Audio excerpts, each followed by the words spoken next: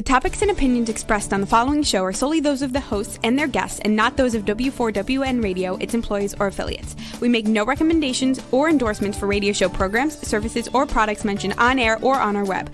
No liability, explicit or implied, shall be extended to W4WN Radio, its employees, or affiliates. Any questions or comments should be directed to those show hosts. Thank you for choosing W4WN Radio.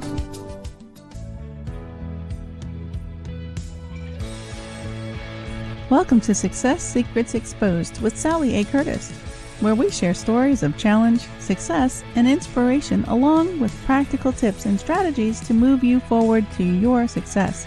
And now, here's your host, Sally A. Curtis.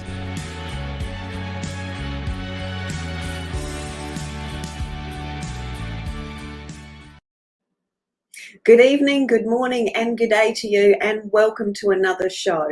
It's going to be a very inspirational and very touching show with you today. I have a very, very special guest for you to share with you today.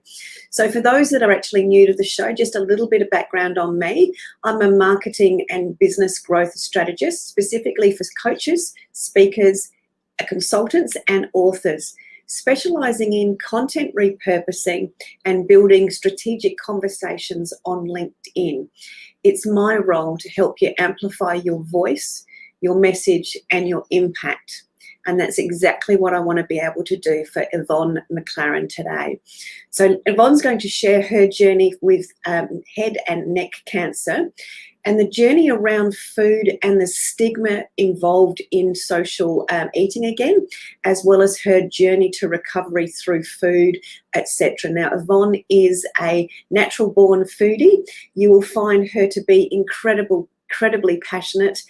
She's extremely funny, very, very direct, and you will find her absolutely inspirational. She's on a quest with a very, very strong message to make things better and more normal for people that have gone through similar journeys to what she has. So please help me welcome Yvonne McLaren to our show. Good morning, Sally. How are you? Very well, thank you. So excited to have you on to be able to share your journey and inspire and build a quest or a movement, and anything I can do to assist with that is exciting. So thank you very, very much. Thanks. Now, you're welcome. Can you tell us a little bit of your backstory? I didn't want to give too much away today. I'd love to hear it from your perspective, particularly for the audience, I think, today. Yeah, sure.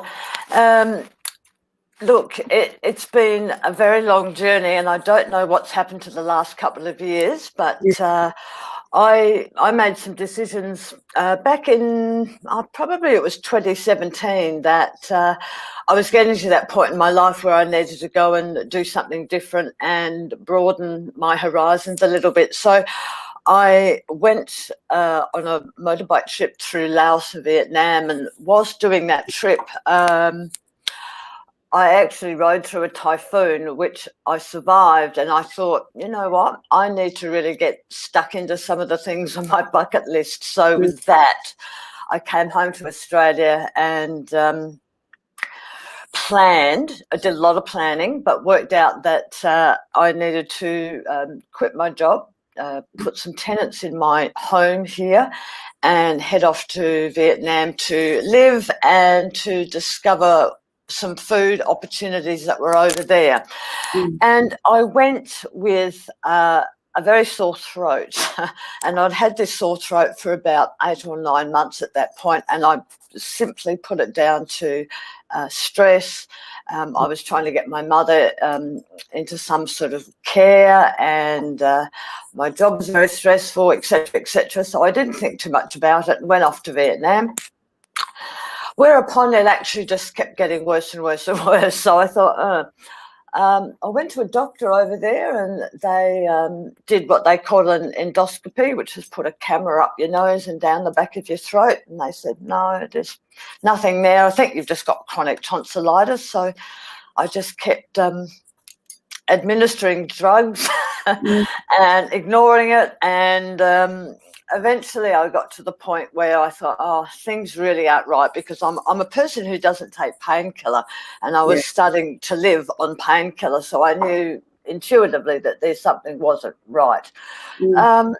So I flew back to Australia, and within a week I had seen my GP.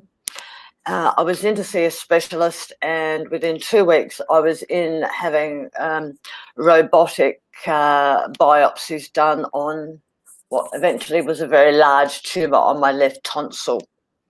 So, you know, and then the story starts. Yeah. So, do you want me to keep going from there? Or absolutely. Okay. Yeah, This absolutely. is the juicy bit. Yeah, well, the juicy bits for the audience, because I think that's become, yes, it's that realization that and the signs and the intuition that something's not right, and how many of us have pushed things to the side, looked after others, and then realized that we've done that to some form of detriment. I mean, I'm guilty in different ways, and I think women generally are guilty in doing that. So I wanted people to hear that lesson. You know, if something's not quite right, trust your instincts, go and get it checked out. Absolutely. And then, yes, continue with the, as you call it, the juicy bit. And look, I would also just preface the next bit by saying to anybody, and I'm reading this now in hindsight, ulcers in mouths, things on tongues, things that don't go away, just go and get them checked.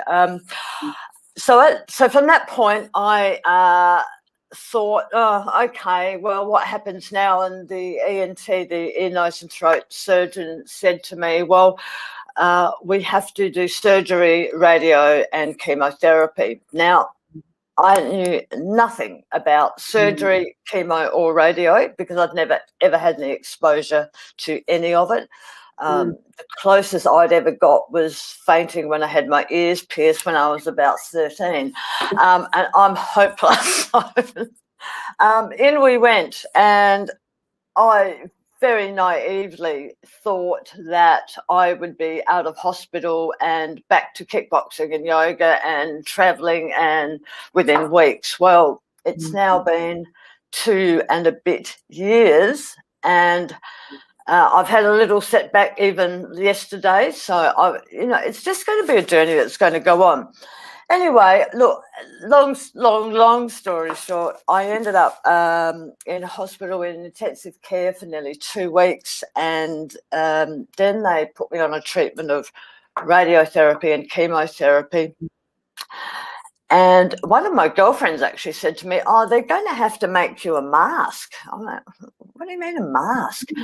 So what they do, unbeknownst to me, you go into wherever you're going to get your radiotherapy done, and they get this, I can only describe it like a hive-like material, and they wrap it all over your face and your chest. It's wet and it's warm, and it moulds exactly to your face and chest and neck area. And then they create a mould for your back as well, and that's where you lie in the radiotherapy machine, and they literally lock you into place so you can't move. Now, that mask is, yes, look, some people get very confronted by it. Thankfully, I didn't. Look, and well, when I say I didn't, I used a lot of yoga and breathing to take myself away from the situation. You only had to lie like that for about 15, 20 minutes. So we went through this process for 6 weeks of every single day radiated. So you ended up looking, my neck was like, the only thing that's similar is pork crackle once you've roasted a piece of meat, if you like. So that's kind of how your neck came out. And they do that to ensure that they've caught all the cancerous cells that are on the margins of the tumour in your neck. As you can imagine, this area here is highly intricate, and obviously your breathing, swallowing, chewing, talking all happens in this area. So depending on where your cancer is, can be very dependent on how you will come out the other end, how well done you are when you come out the other end. Yes. So yes, I ended up having a third of my tongue removed at the back, both of my tonsils, the tumour, which I think was just a bit bigger than a walnut, maybe 2 walnut sizes, and I had 30 lymph nodes removed from here to here. So, yeah, that was what I've had to deal with. They then decided that they were going to put a feed tube in my stomach, in my abdomen, because I think they thought, or my surgeon certainly thought, you're not doing so well with the swallowing and eating. I'd lost 25 kilos at that point, and I was rapidly going downhill. So they put a feed tube in, and you basically pump your feed or your nutrients through that tube directly into your stomach, therefore bypassing your swallow mechanism. So I was on a tube for 15 months in the end, and the psychological impact of that for me was actually harder than the treatment, and now in many ways is harder for me than the actual treatment, because it's altered life greatly, if you like. So let's talk a little bit about that, because I know you're really passionate about sort of helping people through that social and the stigma around that, and there's lots of other, I'm going to call them conditions or ailments, of where people actually have to have that feeding tube, which is why you're sort of talking around that no feeding tubes movement now. So can you explain to the audience, and I'll just preface it just very slightly, knowing that you're a foodie, you love cooking, you love your food, you love your wine, etc. And now they're all enjoyment factors that go through with sipping and socialising and tasting different, having different experiences with flavours and textures, etc. So that's now gone from your life. Luckily for you, it was temporarily in some cases, and I know there's limitations there as well. So what was that actually like for you psychologically, and what do you experience when you talk to other people or the medicos that are familiar with that, and how does that impact? How has it impacted you, and perhaps some of the things that you've done to minimise that impact? It actually took me some time to recognise the damage that had been done. And for people who know me well, know that I'm a pretty straight shooter. I call a spade a spade, and I'm pretty direct with people. So I had to withdraw into myself, and I've only just sort of realised this recently, well, over the last 12 months, and I had to really have a look at what was important in my life, and those things that used to be all my life, and those things that represented who I was as a personality, as a human being, as an identity, my identity.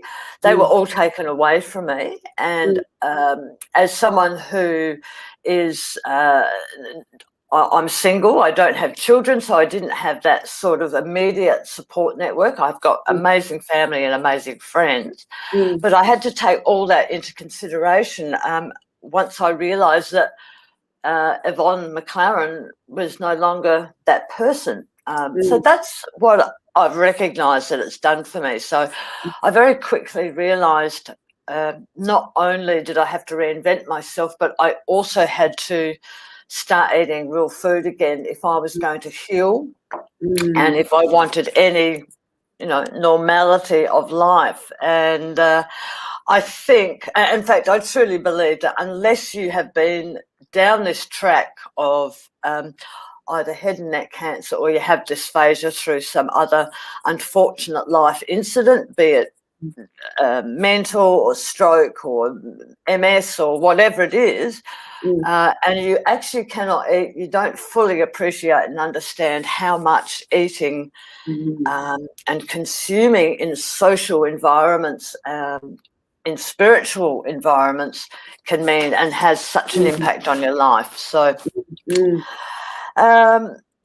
I then thought, well, okay, I need to reassess my life and who I am and what I do and how I go about doing that. And it affects everything, even to the point of Had I been working in an office environment, I was really glad COVID came along because, and I might be the only person in the world that says that, but in many ways, COVID in 2020 came at a time when I had just got off my PEG tube feeder. And then I had to make some serious decisions about how I was going to live my life going forward. So I was a bit grateful for having that time down. And so you asked me a little bit about the PEG. I think the PEG tube was so I really despaired with it. It put me in a really bad place, made me incredibly depressed. I didn't know it at the time, but I now recognise it as being quite bad depression. And I thought, Jesus, you know, if this is what life's going to be like, you know, I don't know that I want to be here doing this. So I really had to gather some strength and go, okay, well, this is my lot in life. This is what I'm going to have to do to make sure that it is the best possible life that I can have given my limitations. So, yeah, lots of areas there, Sally, that I needed to check in on. One being food. How on earth am I going to eat and be close to food again? And how am I going to re-engage with food? And I did that through my garden, just by the by. But now I notice it's very much social interaction with other people. I do go out for coffee. But things like going out for dinner or lunch, unless the people are very close to me, I tend not to do that. Not yet. I will. I'm never going to say never, but I do find it difficult because side effects of the chemotherapy give you tinnitus, and that's affected my hearing. I'm very conscious of my speech, although other people say it's not that bad, but due to the loss of some of my tongue, I find it quite difficult I find it tiring to talk for any length of time. So, yeah, there's a whole range of things that this beautiful gift keeps on giving you. Now, I'm going to give you a breather for a minute, just so you can catch.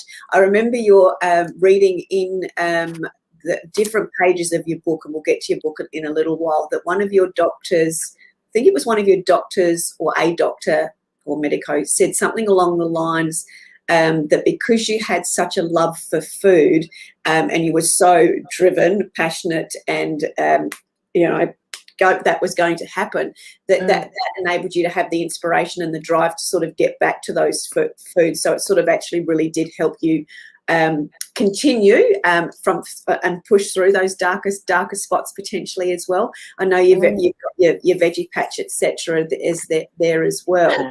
And you also created some you've obviously developed your own recipes, etc., as it relates to you being able to have that the real food experience again. Real food, yes, exactly. Yes, so I'd love you to just sort of share some of that journey or some of the commentary around getting from that PEG. And I remember you telling the story about that it actually fell out. So, that's universally, everything's happened twice. So, things are happening for you to give you that, that nudge or that encouragement, which, again, looking back with hindsight, which is such a beautiful gift, you can sort of go, okay, well, yes, that was sort of all helping on the journey.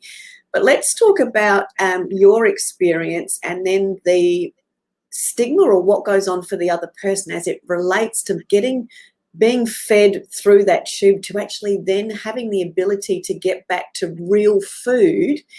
And what does real food actually look like or consist of now for you and for people as they move forward? Because that in itself, I was talking to somebody the other day, we all live in our own bubbles, and my bubble of real food versus your bubble of real food, of what's normal and reality, is what people like me, we're clueless to what your experience is. So I'd love for people to be able to understand that through your journey a little bit more, if you can share around that as well, Yvonne. Yeah, sure. Look, I can recall watching television and watching those no smoking campaigns where, that they'd use really graphic detail around putting food in your stomach. Well, that's eventually where I ended up. Yeah. And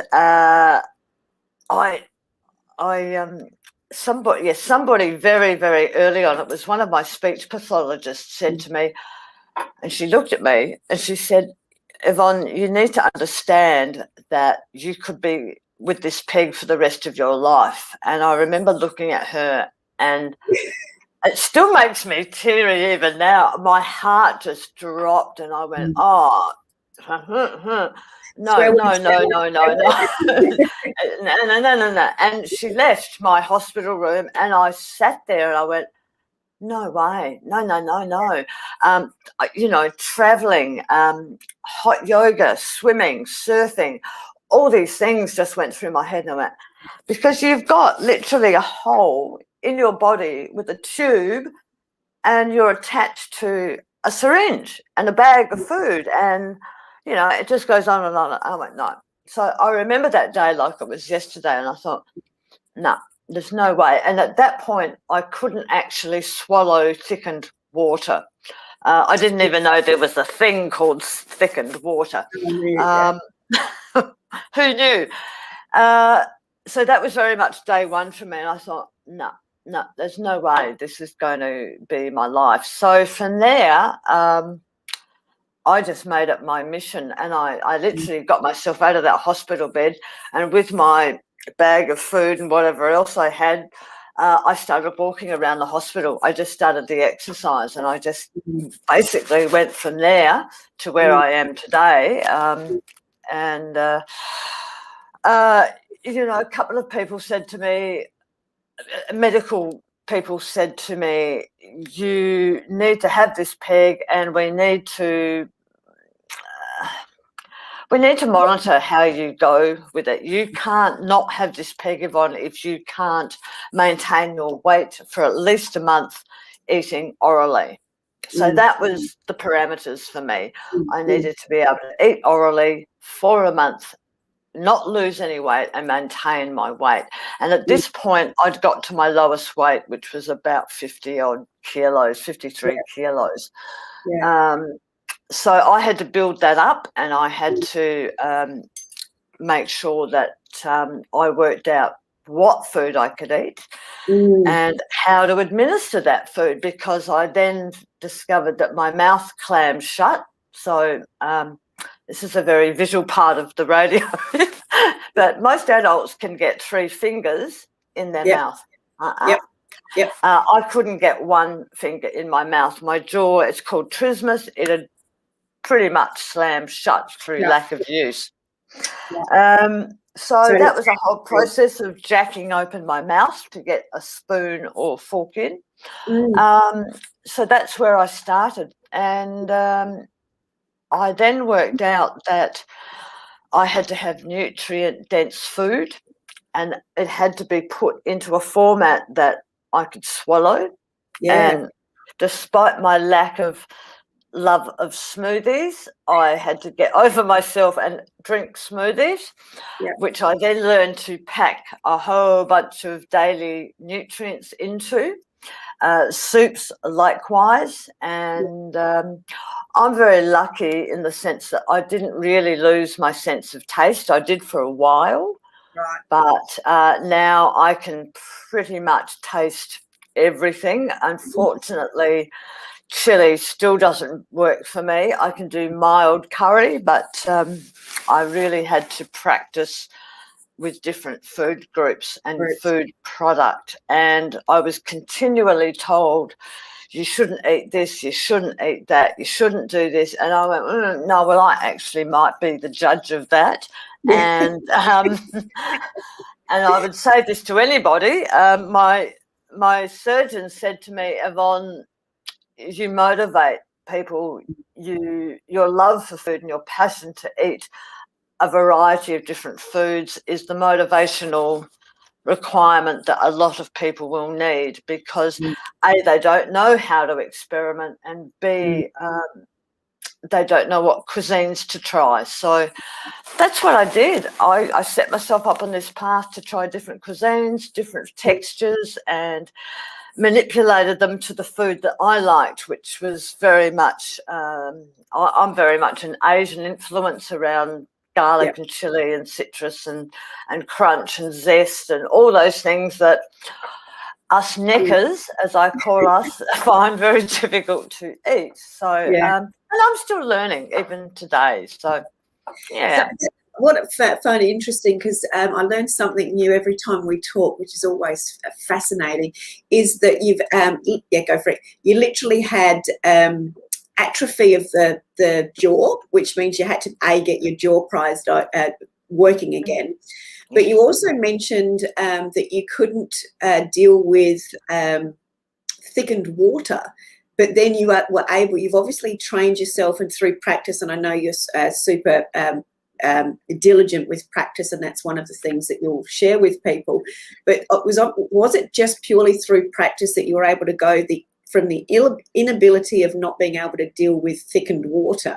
Because I imagine, as somebody that's in their own bubble of not knowing, that a smoothie would actually be a very different consistency and texture to thickened water. So how did you manage that? Well, there is different thicknesses, and there's an international organisation called IDSI, but that's a separate topic. But yes, there are. And in answer to your question, yes, practice every single day. And there are a couple of what I would now call friends on a Facebook group that I belong to. And one of them in particular said to me, she kept saying to me, whatever you do, don't stop swallowing. Don't lose that ability to swallow, because what we do take for granted is that strength to be able to get things actually down your esophagus. And if you don't use it, it's like all your muscles, you do lose it. So the other thing is the textures I discovered for me, may not be for everyone, but for me, I needed things that I called, it's a technical term called grippy. and by grippy, I mean it needed to be a bolus of food that my muscles could actually grab hold of and push it down. So things like some yogurt, couldn't swallow. It was all gravity fed. So yes, you're very correct in the sense that you had to try. Well, I took it upon myself like a training process. Like you practice yoga every day. Every day is a bit different. Every day something else moves, shifts, changes, and that's what happens with your swallow too. I'm discovering with this dysphagia that every day is a bit different, and the thicknesses do vary. For the IDSI framework, I believe it goes from 0 to 8, and in between are things from thickened water up to steak. And there's a whole bunch of things in between. I can eat most of them, but some days I can't eat anything, and other days I can eat everything. So I think it's a bit of a day by day. So it is. So if I'm hearing correctly, and I'm glad you said about the practice and that you've treated the process as a training, like you would for any type of training. You've had that consistency and that repetition, but you've also had to then understand, I suppose, the fluctuations of your day-by-day scenario as it relates to swallowing and fatigue or tiredness, or as it relates to the muscles that you're using.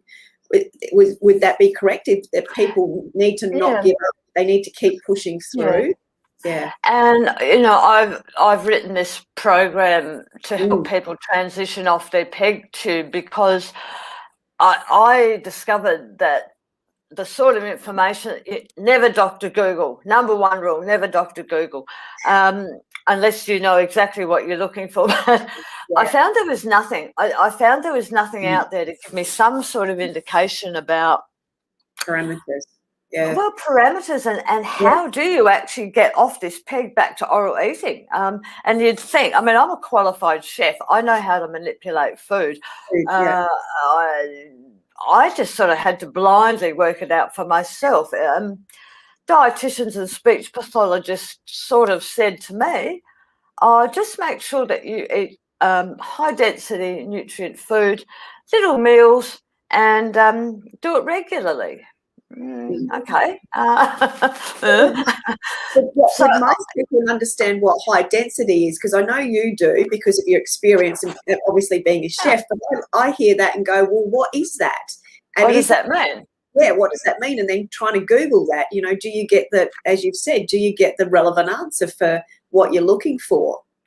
Well, you can look for nutrient-dense food, which is basically what they're saying. And when you're in this process of losing weight, as I was, you need calories, you need fat, you need fibre, and you need nutrient-dense food. Now, if you're only able to swallow thin liquid soup with not much in it, then you've got to work out how to pack bang for your buck into that small amount of liquid. So I took it upon myself to create a range of recipes that I knew were nutrient dense and packed full of as many calories as I could put into it in small amounts of food or liquid, as it was when I started. And from there, I manipulated all my favourite recipes to fit that genre, if you like. And yes, to do that in your own kitchen once you've left hospital, I thought, geez, I reckon other people might find this a bit of a struggle. How do you write a shopping list? And I remember, I want to tell you a story. I can remember being in the hospital having my chemotherapy one day, and a fellow necker was in the chair next door to me, and he had his wife there, young woman, and she was doing everything for him. She was getting his food, she was feeding him through his tube, she was cleaning up his stoma where the tube. And I thought, oh, how nice to have someone come in and do all that for you. And she was cleaning his tubes and syringes. And I remember thinking at the time, if you keep removing you're away, yourself away from food and let other people do that for you, the journey back is going to be that much tougher, I reckon. So, I just remember thinking about that man. I often wonder how he's getting on today, Yeah, and it's a different mindset. It's that sort of, very different mindset. We've just had a comment from one of the listeners. Thank you very, very much. Just sort of say something about making your own actual decisions and making your own determinations that you can do something and that you are in charge. So just commentary around that again comes back to the motivation and the inspiration that you provide for people. So let's talk a little bit more as we sort of get to sort of the nutty end of the nutty end of the show, about the program, about some of the recipes, how you've unpacked it, and how you've helped people to understand their journey as it relates to the shopping list, the recipes, and then come back full circle to that social stigma again, and what your quest is moving forward. I sort of sat down and worked out, and yes, whoever asked that question or made that comment about making some decisions, Tony Robbins says a great thing about making decisions, and that's where your destiny lies, once you've made that decision. But I found it was very much all about my mind, where my mind was, the decisions I made, the thought processes that I made, and I was really, really conscious of the way that I thought. I was thinking my own rhetoric in my head, and you can do this, Yvonne, you can do this. And, there were days when I was slumped in the corner, bawling my eyes out in the hurt locker, and you just have to get up, wipe your eyes and get on with it, because, the alternate is not a great option either. So I'm very lucky and fortunate that I'm a very strong person, and I've discovered how strong I actually am as a result of this experience. So very much the program that I wrote became the Mind, Food, Body program, if you like, because it's very much about your mind, your thinking, your thoughts, and your body, what you're doing with your body and how your body reacts to things and how you keep it fit, and your food. So the thing becomes a bit of a cycle. So that's how I wrote the program, to try and get to people the simplest steps and the simplest way I found to get through that process. And I'm building my website at the moment. I was trying to get it to go live for today, but we just didn't make it, unfortunately. But it's so close to being launched. So I'm getting there, Sally, as you know a little bit about my background on that. And yes, you know, the euphoric moment when that peg comes out too, and you're finally free. That's an amazing feeling. And for those that have a peg, if they're listening to this, you know the drama of rolling over in bed and getting it caught on things, or getting it caught on handles as you walk. I mean, you know, it's a nightmare, really. So there's a lot of freedom in getting that peg out. And I was euphoric when it came out. It was such an amazing feeling. So yes, that was the program, the Mind Food Body program that I've written and put that in. I think it's 5 modules, and there's about 20 lessons there that I can help people sort of unpack those steps in a kind of a strategic and logical way. And the Food Manifesto, which is sort of the whole purpose of my book, that became a compilation of all the recipes that I used, and how you can manipulate food to suit your own taste and food requirements. And I missed a question in there somewhere. So no, sorry. I'll keep up. You know me, I've always got good questions.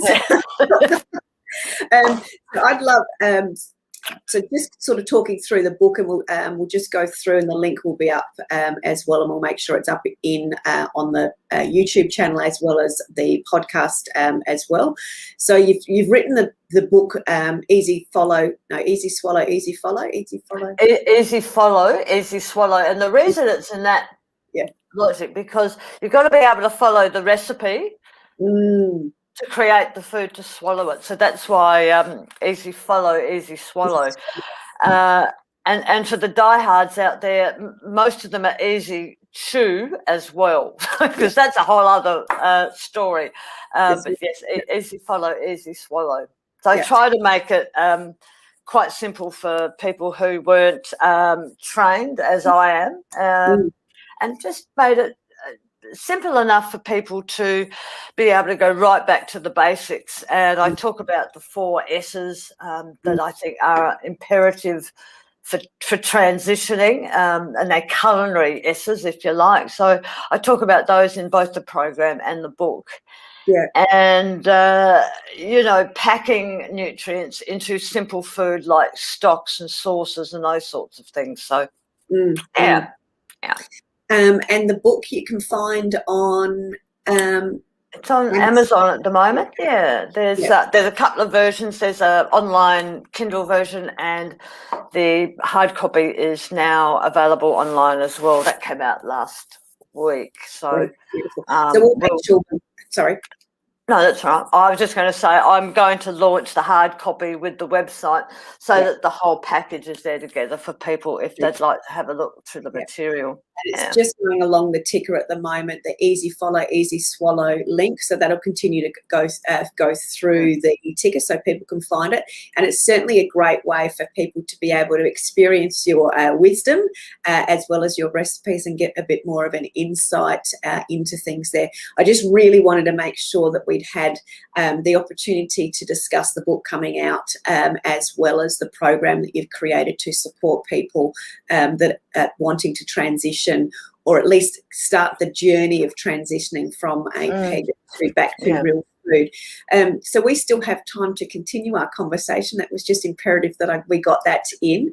So I would love to hear any more stories of inspiration or examples of what people are potentially going through that you're aware of that can help them go, wow, if she's done that, maybe I could do something. So can you share a little bit more of around that, particularly as it relates to that embarrassment and the shame of the food scenario, because I think that's such a huge body of people and of opportunity for change. And you made a very good point there, Sally, that it essentially took me, I reckon about 20 months in the end to transition off my peg. Some people, it can take many years. Some people do it within weeks. I don't know who those superhuman beings are, but they do it. And it all depends on the treatment that you've had and how your body reacts to it. So it's very, very bespoke. And, you know, when I talk about it in my program and my course, I talk about doing it in 21 days. And that's not to say I can get you off a peg in 21 days, but what I can do is help people unpack all the elements that I had to you know, get to the point where you can make a start at the very least. And now that I'm at this part of my journey, I'm now starting to recognise the social aspects of not being able to do the things that most able-bodied people can do, which is talk, breathe, and eat at the same time. You know, I've come from a career background where event management was my thing, and eating and talking at conferences or big meetings or board meetings, or, you know, I just really couldn't manage that. I might be able to now, but certainly I would never have been able to go back and do that. Eating food off the shelf, going into a shop and buying food to eat, it's pretty much, for me, almost impossible unless I can look at a menu in advance, and even then, you may be lucky that day to get it down, and other days, no. So what I've found from that is that it can be very limiting socially. With COVID, it hasn't helped in terms of working alone, being alone. So, yes, you know, that might be another book that I end up writing, but I think from a medical fraternity point of view, we need to also look at assisting people. You're about to see one of my children walk past the screen, I think. Cats, yes. Blessed fur babies. Squiddles, looking for the bed, I'm sure. They need to be able to look at people who have gone through this process and actually give some support around what happens afterwards. You know, what do we do for these people once they've transitioned off their peg, and, you know, they're pretty much no evidence of disease is there, NED as they call it, and life goes on. So I'm very much focused now on helping people in society get back into society, and working with hospitality people around assisting people with dysphagia and having things on menus, and understanding and having some empathy as to why people sometimes need to eat as they do. And I'm the first one to go into a restaurant or cafe and go, hey, I've had head and neck cancer. This is what's happened to me. And I get my whole life story, whether they want to hear it or not. But by the time I've finished, I can guarantee you 9 times out of 10, I've got the food that I want. I've got everyone around me fussing over me. And that's just the way I like it. I don't actually, but anyway, that's what works. Yeah, I'm just going to add to that. So effectively, by helping the general public, and I'll put myself in that live in their bubble, you're helping them understand that even though you may look perfectly healthy and normal as you are, you have had an experience that they can't see that continues for you every single day, and every single day it is different depending on how your muscles are functioning, how your body's functioning, how your mind's functioning, and what food you are or are not able to do. So I think the thing that's really, really important is that you have been through all those experiences. You're helping other people understand it. But what I've also picked up from that is the medical fraternity potentially goes, great, your head and neck cancer has gone, now go and live your life. but they're left with, but how do I live my life? What can I do next? How do I retrain my body? What food can I eat? They're left with a world full of questions and no real place to find the answers, which is effectively why you've sort of written the book, created your program, and becoming the spokesperson for this movement to help people understand their new journey and answer some of those questions so they can actually get into what I'm going to call positive forward movement for themselves. And sometimes that might just start with discovery. Very eloquently put, Sally. Anyone would think you do this for a living. No, I just see the genius in other people, so I'm glad we've caught that. So thank you. Yeah, no, absolutely. And I'm finding as the further along the journey I go, how important that this research is around. I think about people who live in India, for example, that use food as a really large part of their cultural upbringing, and the implications of not being able to eat socially outside of your immediate family or spouse or whoever that you're comfortable with on a day-to-day basis. I think it's huge, and I think it has a universal impact on all of us who've had this and are going through this. So that's my mission at No Feeding Tubes. Absolutely. I'm not advocating no feeding tubes. I'm advocating let's work towards a positive pathway and some support around helping people after the event, if you like. Yes. Yeah. Can I also ask, we also talked at one point, and I know it's been a little while since we've talked about the website, from all of the different research and materials and information that you found, are you still creating a bit of a collective for people around that type of stuff, some of the information there as well? Or is that all part of the work? That's all part of the program, isn't it? So the website essentially will be me, because it's all about me.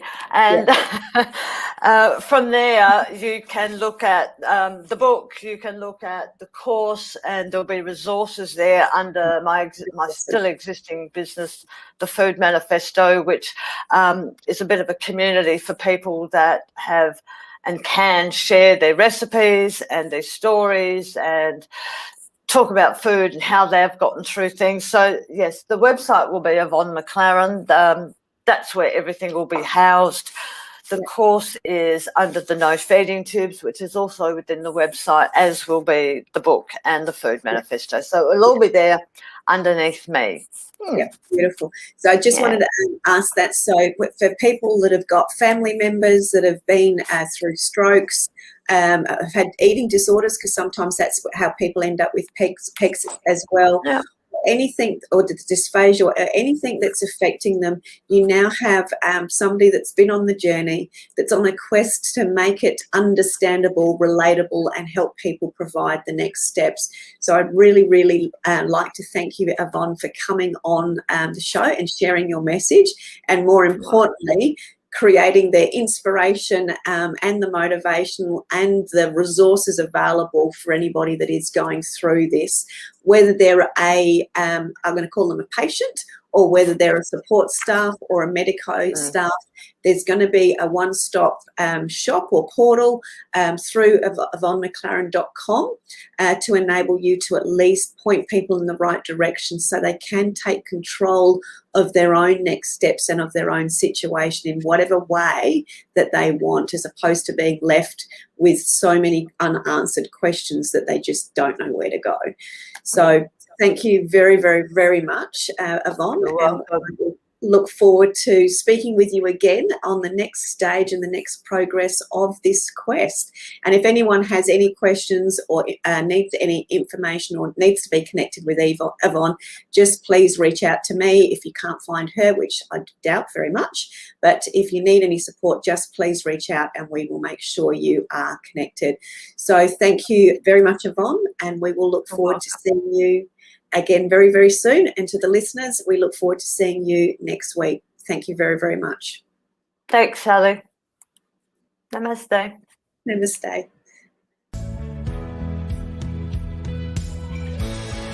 That's it for this week's episode. Thank you so much for joining us. I trust you got some inspirational tips to move you forward. See you next Thursday at 7 p.m. Eastern for more Success Secrets Exposed.